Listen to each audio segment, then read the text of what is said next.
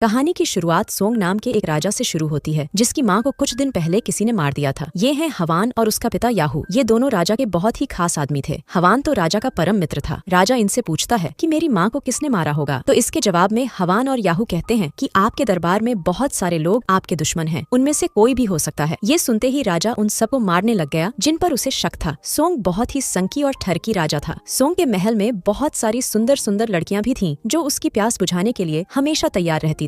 राजा song को painting बनाने का भी शौक था। एक दिन वो दो लड़कियों को आपस में संबंध बनाने को कहता है ताकि वो उनकी पेंटिंग बना सके। राजा का खास दोस्त हवान भी उसके पास ही था और वो राजा को पेंटिंग बनाते हुए देख रहा था। कुछ देर बाद हवान अपने कमरे में था। यहाँ उसे रिझाने के लिए कई सुंदरियां मौजूद थीं। तभी हवान की एक खास दासी उसे बताती है कि महल में एक नई लड़की आई है। इस नई लड़की का नाम सुमी था। वो हवान के पास आकर कहती है कि मैं जानती हूँ कि महल आने वाली हर नई लड़की को पहले आप पसंद करते हैं, उसके बाद राजा। दरअसल हवान एक खास लड़की को तलाश रहा था, इसलिए महल में आने वाली हर लड़की को पहले वो देखता था। सुमी को देखते ही वो समझ गया कि ये वो लड़की नहीं है, लेकिन सुमी को खुद पर बेहद यकीन था कि वो हवान को रिझा सकती है। अब हवान उसके साथ एक खेल खेलता है। वो कहता है कि मैं जैसे जैसे ये दारू से भरे प्याले खत्म करूंगा, वैसे वैसे तुम्हें अपने कपड़े और चीजें उतारनी होंगी। हवान दारू पीता गया और सुमी एक एक कर अपनी चीजें और कपड़े उतारती गई। असल में सुमी को लगा था कि हवान 2-3 प्याले ही पी सकता है, लेकिन हवान दारू पीता गया, जिस कारण सुमी को धीरे धीरे अपने ज्यादातर कपड़े उतारने पड़े और आखिर में वो अपने आखिरी कपड़े उतारने से मना कर देती है। ये देखकर हवान को सुमी पर गुस्सा आ गया और वो उस पर दारू डालकर उसकी खूब बेइज्जती करता है। राजा जब भी अपने राज्य में घूमने निकलता तो रास्ते में उसे जो भी जवान लड़की पसंद आती वो उसके साथ वहीं जबरदस्ती करने लग जाता। उसे जिस पर गुस्सा आता उसे वहीं पर तड़पा तड़पा कर मार देता। राजा की एक रखेल भी थी जिसका नाम हिना था। जब भी राजा की प्यास जागती तो हिना ही उसके डंडे की सवारी करती और उसे अपना रसपान पिलाकर शांत करती। एक दिन राजा अपने दोस्त हवान को हुक्म देता है कि तुम्हें जो भी जवान लड़की दिखे उसे उठाकर मेरे पास ले आओ। राजा के हुक्म अनुसार हवान ने लड़कियां उठाना शुरू कर दिया। अगर कोई पिता अपनी बेटी देने से मना करता तो उसे जानवरों की तरह पीटकर उसकी बेटी को छीन लिया जाता। पहले तो लोग सिर्फ राजा से ही नफरत करते थे, लेकिन अब वो हवान से भी नफरत करने लगे थे। एक दिन बाजार में घूमते घूमते हवान की नजर एक कसाई और उसकी बेटी पर पड़ी जो लोगों के सामने पशुओं को काटते थे। कसाई की बेटी लोगों को अपना तलवार नाच दिखाकर लुभाती थी और लोग उसका नाच देखकर बहुत खुश होते थे। इस लड़की का नाम रिहायू था जो बला की खूबसूरत थी। रिहायू की खूबसूरती देख हवान उसे देखता ही रह गया। ऐसा लग रहा था कि जैसे हवान बरसों से इसे ही तलाश रहा था। थोड़ी देर बाद जब हवान बाजार में था तो आक्रोश में आए लोग उसे मारने लगे और रिहायू आकर उसे बचाती है। लोगों ने हवान को मार मार कर उसे बेहोश कर दिया था, जिस कारण रिहायू उसे अपने घर ले आई। होश में आते ही वो रिहायू से पूछता है कि तुमने तलवार नाच कहाँ से सीखा। इस पर रिहायू उसे बताती है कि मैं एक कसाई हूँ, बस अपना काम करते करते ये सब सीख गई। अब रिहायू उससे कहती है कि मैं राजा की सेवा करना चाहती हूँ, तुम मुझे भी ले जाओ, लेकिन हवान मना कर देता है क्योंकि वो किसी कसाई को राजा के करीब नहीं भेज सकता था। दूसरे दिन जब हवान एक शाहूकार के घर उसकी बेटी लेने गया तो शाहूकार रिहायू को अपनी बेटी बताकर हवान के सामने पेश करता है। दरअसल रिहायू के पिता ने इस शाहूकार से काफी कर्ज ले रखा था जो वो चुका नहीं पाया था, इसलिए बदले में शाहूकार ने उससे उसकी बेटी ले ली थी। अब हवान कुछ नहीं कर सकता था, उसे रिहायू को ही लेकर जाना पड़ा। दूसरी तरफ हिना भी एक लड़की को राजा के लिए तैयार कर रही थी। हिना ने जिसे चुना था वो सुमी थी। वो सुमी को राजा के करीब ले जाना चाहती थी। जब पूरे इलाके की लड़कियां राजा के सामने पेश की गयी तो वो बहुत खुश हो गया। अब इन सभी की ट्रेनिंग शुरू कर दी गई ताकि ये सभी राजा को रिझा सकें। इन्हें सिखाया जाने लगा कि राजा को कैसे खुश रखना है, कैसे उसकी सवारी करनी है और कैसे उसे अपना रसपान पिलाना है। इनका मुंह भी बड़ा किया जाने लगा ताकि वो राजा को अपने मुंह से भी मजे दे सकें। ये ट्रेनिंग कई दिनों तक चलती है। ऐसे ही एक रात कुछ सिपाही मौका देखकर रिहायू की गुफा लूटने की कोशिश करते हैं, लेकिन सही समय पर हवान वहाँ आकर उसे बचा लेता है। कुछ दिनों बाद सभी लड़कियों को राजा के सामने पेश किया जाता है। उन सभी को एक डिश खानी थी और साथ ही वो उसे ही क्यों खाना चाहती है ये भी राजा को बताना था। यहाँ सुमी और रिहायू भी मौजूद थी। जब सुमी की बारी आई तो वो ऐसी डिश चुनती है जिसे खाकर तन बदन की प्यास जाग जाती थी। ये देख राजा सुमी से बेहद खुश हो गया और इसके बाद रिहायू की बारी आती है। राजा को क्या पसंद है और उसे कैसे रिझाना है ये हवान ने उसे पहले ही बता रखा था, जिस कारण रिहायू राजा की पसंदीदा डिश खाकर एक कविता बोलती है, क्योंकि हवान ने उसे ये भी बता दिया था कि राजा को कविता का भी शौक है। रिहायू की कविता सुनकर राजा भावुक हो गया, जिस कारण रिहायू और सुमी दोनों ही राजा को पसंद आ जाती हैं। रिहायू को राजा की पसंद बनाने में हवान का बहुत बड़ा हाथ था। वो सबसे छुपकर रिहायू को ट्रेनिंग दे रहा था। एक बार जब रिहायू तलवार नाच कर रही थी तो उसे देखकर हवान को एहसास होता है कि ये वही लड़की है जिसे वो इतने सालों से तलाश रहा था। असल में हवान और रिहायू बचपन में एक दूसरे से बेहद प्यार करते थे, लेकिन हवान के पिता ने दोनों को एक दूसरे से अलग कर दिया था क्योंकि रिहायू के पिता को गद्दार कहकर राजा ने उसे मरवा दिया था और उसके बाद से रिहायू भी कहीं गायब हो गई थी। वो समझ गया था कि रिहायू ही उसके बचपन का प्यार है। रिहायू तलवार नाच में तो पहले से ही बहुत अच्छी थी और अब वो हवान से लड़ना भी सीखने लगी थी। रिहायू भी समझ गई थी कि हवान उसे पसंद करने लगा है, लेकिन वो कुछ बोलती रुकती नहीं। ऐसे ही एक रात महल में जश्न मनाया जा रहा था, जिसमें सभी लड़कियां अलग अलग तरह का नाच दिखाती है। सुमी की कला देखकर सभी बेहद खुश होते हैं, जबकि रिहायु का तलवार नाच सबके होश उड़ा रहा था। वो राजा से अपने पिता के कत्ल का बदला लेना चाहती थी। इससे पहले कि वो कुछ कर पाती, एक तीर उसकी तरफ चलता है और हवान के सीने में आकर लगता है। असल में हवान का पिता याहू नहीं चाहता था कि एक कसाई की बेटी राजा के करीब जाए, इसलिए उसने रिहायु को मारने की योजना बनाई थी। लेकिन हवान को इस बारे में पता चल गया था। होश में आते ही हवान अपने बाप से झगड़ने लगा। वो राजा को राजगद्दी से हटाना चाहता था, लेकिन याहू उसे मना करता है। कई साल पहले याहू ने हवान की माँ भी राजा को सौंप दी थी और हवान की माँ ने जहर पीकर अपनी जान ले ली थी, इसलिए हवान भी राजा से बदला लेना चाहता था। अगले दिन राजा को जिन लोगों पर शक हुआ, उसने उन सभी को बंदी बना लिया। इसके बाद वो उन्हें उनकी बीवियों के हाथों ही मरवाता है। एक लड़की अपने पति को बचाने के लिए राजा के लिए कुछ भी करने को तैयार हो गई। सोंग पहले सभी के सामने उसकी गुफा में धमाके करता है और फिर उसके पति की जान ले लेता है। साला सोंग बेहद घटिया राजा था। अपने पति की मौत देखकर लड़की ने भी खुद की जान ले ली, जिसे देखकर साला सोंग भड़क जाता है। अब सोंग सुमी और रिहायु में एक आखिरी मुकाबला करवाना चाहता था। राजा उन दोनों को आपस में ही मजे करने को कहता है ताकि वो उनकी पेंटिंग बना सके। इस मुकाबले में जिसका पानी पहले निकलेगा, राजा उसका खूबसूरत सिर काटकर जीतने वाले को तोहफे में देगा। देखते ही देखते सुमी हार गई। राजा उसका सिर काटना चाहता था, मगर रिहायु उसे बचा लेती है। उसका कहना था कि अगर ये मर गई तो इसका सिर खूबसूरत नहीं रहेगा। ये सुनकर राजा बेहद खुश हो गया और वो सुमी को रिहायु की दासी बना देता है। राजा ने यह सब कुछ बेटा पाने के लिए किया था, इसलिए अब रिहायु उसके बेटे की माँ बनने वाली थी। हवान रिहायु से बेहद प्यार करता था, इसलिए वो नहीं चाहता था कि वो ठरकी राजा के पास भी जाए। कुछ सोचकर हवान ने अपने आदमियों को रिहायु को महल से बाहर ले जाने का हुक्म दे दिया। लेकिन जब वो रास्ते में आराम करने के लिए रुके तो उसे रिहायु की जगह सुमी नजर आती है। दूसरी तरफ रिहायु राजा सोंग के पास आ गई थी। वो राजा को अपनी प्यारी प्यारी बातों में लगाकर उसे मारने ही वाली थी कि तभी याहू उसे पकड़ लेता है। अगले दिन रिहायु को सबके सामने पेश किया गया। उसकी पूरी कुंडली निकाली गई। अपने पिता की मौत के बाद उसने जिस कसाई को अपना बाप माना था, राजा ने उसे भी उठा लिया और रिहायु के सामने ही उसे बुरी तरह मार दिया। राजा को सोंग और उसके पिता पर भी शक था। जब उनकी जांच की गई तो सोंग का शक बिल्कुल सही निकला। दोनों बाप बेटे राजा से माफी मांगने लगे, जिस पर सोंग हवान से कहता है कि तुम्हें रिहायु के खून से माफी पत्र लिखना होगा, तभी मैं तुम्हें माफ कर सकता हूँ। राजा का भरोसा जीतने के लिए हवान रिहायु के खून से पत्र लिखकर राजा को देता है, जिसे देखकर राजा सोंग ने उसे माफ कर दिया। इसके बाद हवान जल्दी जल्दी सुमी के पास आता है और उसे रिहायु की जान बचाने को कहता है, क्योंकि उसने रिहायु को जख्मी तो किया था लेकिन उसे मारा नहीं था। सुमी किसी तरह रिहायु को महल से बाहर निकालकर उसका इलाज करवाती है। धीरे धीरे सब कुछ ठीक होने लगा था। हवान ने भले ही राजा का भरोसा फिर से जीत लिया था, लेकिन वो अभी भी बदला लेना चाहता था। वो राजा के दुश्मन हियांग से मिलकर राजा को हटाने की योजना बनाता है। अपनी योजना के अनुसार वो एक रात सोंग के साथ खूब दारू पीता है और फिर उसे मरने के लिए एक चैम्बर में बंद कर देता है। हवान ने सोंग पर कई जानवर भी छोड़ दिए थे ताकि वो उसे मारकर खा जाएं। दूसरी तरफ रिहायु भी ठीक हो गई थी, जबकि सोंग के बाद हियांग ने महल पर कब्जा कर लिया था। कहानी के आखिर में हवान रिहायु की तरह तलवार नाच कर जिंदगी बिताने लगा और इसी के साथ इस कहानी का यही अंत हो जाता है। हमारी वीडियो देखने के लिए बहुत बहुत धन्यवाद। अगर आप ऐसी ही वीडियोस के दीवाने हैं तो प्लीज मेरे चैनल को जरूर सब्सक्राइब करें। मिलते हैं अगली वीडियो में, तब तक के लिए नमस्कार।